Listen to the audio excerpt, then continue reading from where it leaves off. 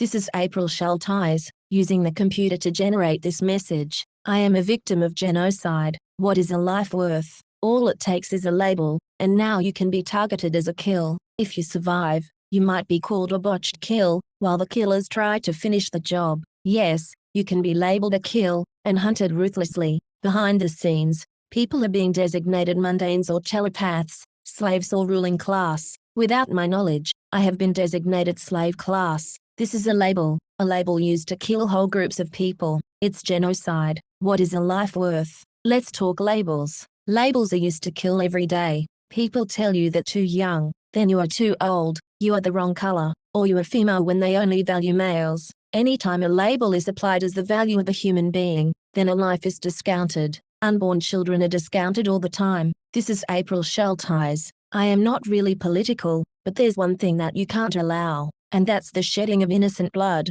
Unborn babies are innocent, and yet they are murdered by the millions, after being labeled unwanted. God wants those babies to live. No one has the right to call them unwanted. This is April Schulthies. I can't in any way support any group that treats babies as disposable, or doesn't value human life. What is a life worth? What were the lives of the Weavers worth? The family at Ruby Ridge in 1992. What were the lives of the Davidians worth? The Davidians at Waco in 1993, and the lives of their unborn babies. There is no way to measure it, but our government discounts unborn babies, and doesn't count them in the death toll. Our government also discounted Native Americans. What is a Native American life worth? They are God's children, and God values them immeasurably. Yet Native Americans were labeled heathen, or labeled savages, and this was the excuse used to massacre them and steal everything. Native Americans suffered a genocide, right on their own lands. God will never forget. It was genocide.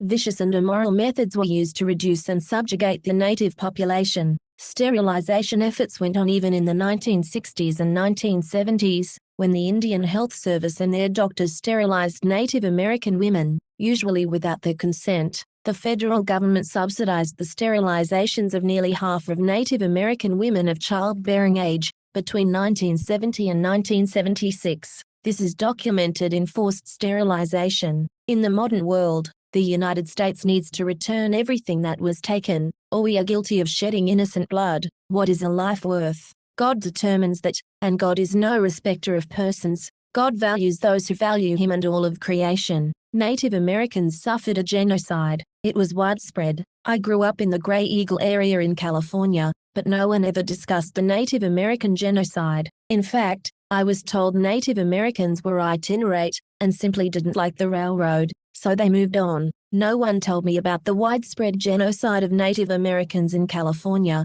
or that the Maidu tribe was known to have been in the Plumas County area. Genocide, it's all around us, and impacts us every day. There are really only two kinds of people in the world, the godly, and the ungodly. Which are you? This is April Schulthies. There's a silent genocide going on today, in a world that is run by secret societies, and their secret is hypnosis. They use science of the mind. Native Americans are still a target. So is anyone else deemed the slave class. This goes on largely in secret. If you insist on keeping God's laws, these people will call you vermin and try to get rid of you. They're well supported, and they kill. This is Rome, and Rome is supported by secret societies, and their secret is hypnosis. Rome practices genocide and calls it population control. Rome is responsible for the genocide of Jews, Africans, Muslims, Russians, Irish, Celts, Japanese, Chinese, Aborigines, Vietnamese, Koreans, Hmong,